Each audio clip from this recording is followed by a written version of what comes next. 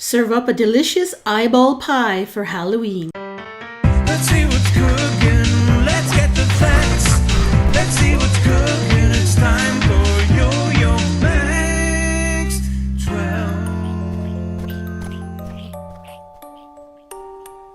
Hello everyone. First thing we're going to do is make the eyeballs. This is for the white part of the eye. That's a half a cup of cold water in a small bowl. And you're going to sprinkle on top of that 2 envelopes of unflavored gelatin. That's a 1/4 ounce each, 8 grams. And then just let it sit and the gelatin will absorb the water. And in another bowl, you'll place 14 ounces or 1 can of sweetened condensed milk. Then pour in 1 cup of boiling water into the sweetened condensed milk and give it a little stir and set that aside. Now to that first amount of gelatin, you will add a half a cup of boiling water and just gently stir that around until the gelatin dissolves and the mixture will look like it's clear. Add it to the milk mixture and then you're going to set this aside and let it come to room temperature. Now for the colored part of the eye, you're going to take a half a cup of cold water and you'll sprinkle 1 envelope of unflavored gelatin on top of that. Let it sit. And then I realized I should have done it in a bigger bowl to begin with, so I just transferred it to this larger measuring cup. And to this, you will add 1/4 cup of sugar, white granulated sugar, and a half a cup of boiling water. And just give that a stir around until the sugar and the gelatin is completely dissolved. Now I divided this mixture between 3 bowls, and as you can see, there was lots left in that measuring cup, because I didn't know how much I was going to need, really. And I added a couple drops of green food color in, and I realized I put way too much green food coloring. I wanted a nice green color, but I wanted it to be translucent. I wanted to be able to see through it. So I just transferred a spoonful into another bowl, and lo and behold, that's exactly what I was looking for. A nice green, but that you can see through it. So next time around, I put a little tiny bit of food color on the edge of the spoon, and I just kind of gently stirred it in until I reached the color that I liked. And I did the same thing with the blue. Now with this paste food color, you got to really stir well to make sure that you don't have any little bits of food color floating in the liquid there. Now, how to assemble these. This is a sphere mold that I'm currently spraying with some cooking spray there. You have to put cooking spray or lightly oil them so that nothing sticks to them. I bought these sphere molds on Amazon, and they weren't actually that much actually. And then I'm using a plastic syringe to just put a little bit of the colored liquid in the bottom of the sphere molds. Now, if you'll see it says poison on it, they are actually plastic syringes that I bought at the dollar store, and they're for Halloween, to make Halloween shooters for a party. So put a little bit of the colored liquid in the bottom, and then I added a blueberry. That's going to be the center of the eye, and when you see when we're done, it's going to look just like it's black, and you're not going to be able to tell there's a blueberry in there. So a little bit of blue on this one. I did blue for these 3, green, and then I did another mold with some other colors. And then you're going to put this in the refrigerator and let it chill until the gelatin is set. And that won't take very long. It'll probably take about 15-20 minutes. Then you'll take that white mixture and you'll fill up the molds. Now make sure the white mixture is at room temperature. If it is too hot, it'll melt the colored gelatin in the bottom and it'll all blend in together. So make sure that it is no warmer than room temperature.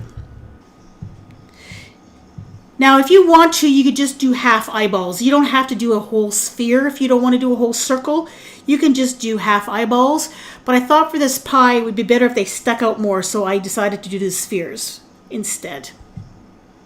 So once those halves are done, you're going to put the top part of the mold on top and give it a push down so that it seals.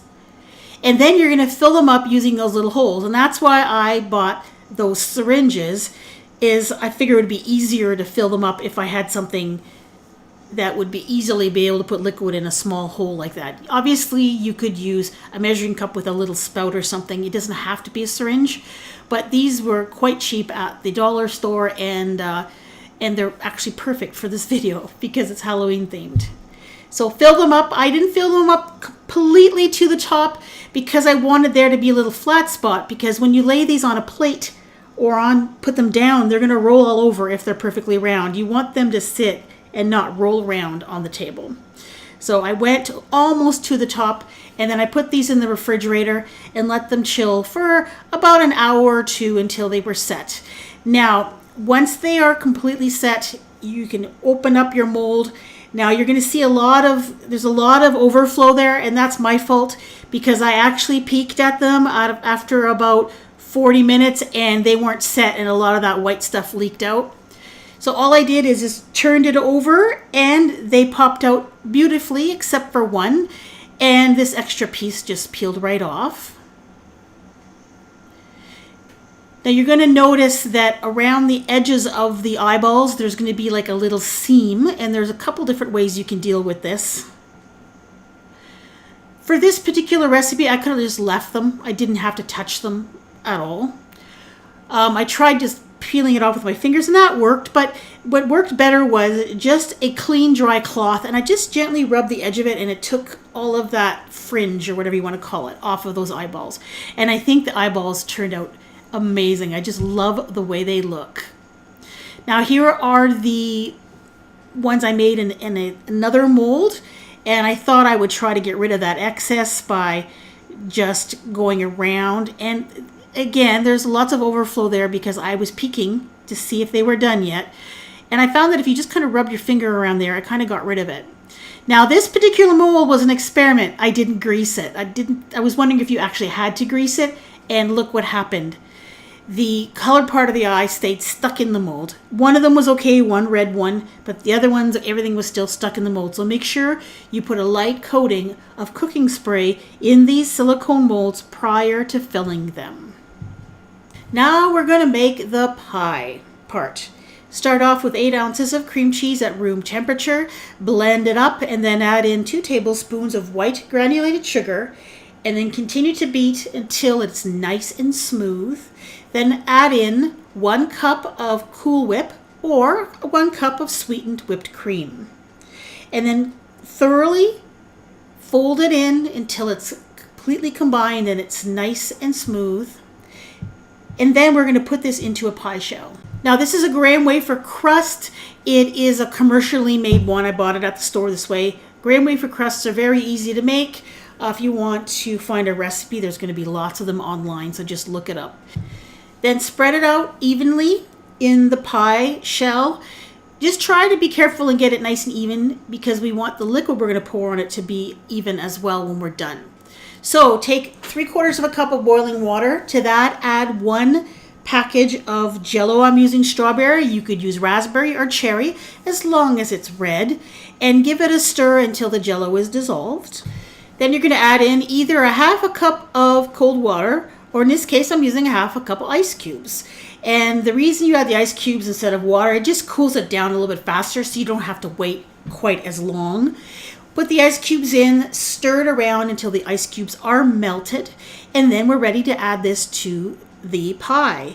You're going to pour it on top of the graham wafer crust with the filling, and then you're going to add the eyeballs. So all you have to do is just arrange the eyeballs you made on top of the pie.